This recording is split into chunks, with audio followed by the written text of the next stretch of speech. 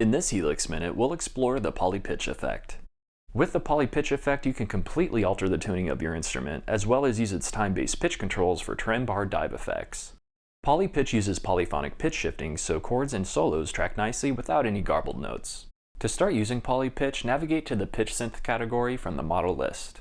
Knob 1 labeled interval is used to adjust the pitch in semitones, or half steps.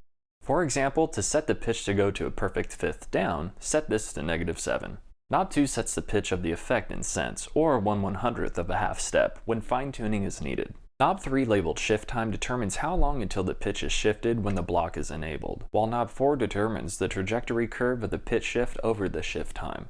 Knob 4 defaults to linear, but can be adjusted to one of the start slow settings where the pitch shift starts slow while speeding up towards the end of the cycle, whereas the start fast settings is the opposite. Knobs 5 and 6 are similar to knobs 4 and 5 as they determine the pitch return time when the block is bypassed. To have polypitch follow the tempo set in Helix, press down on knob 3 to adjust to note values. For this example, I'll select a quarter note, and I will keep knob 4 set to linear so the shift follows the tempo evenly. Now let's take a listen to what we have.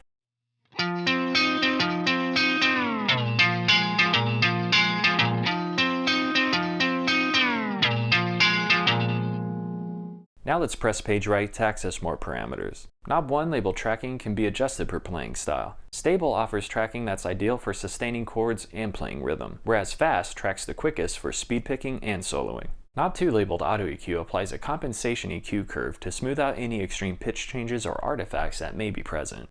That's it for this Helix Minute. Please visit line6.com for more in-depth videos. Thanks for watching.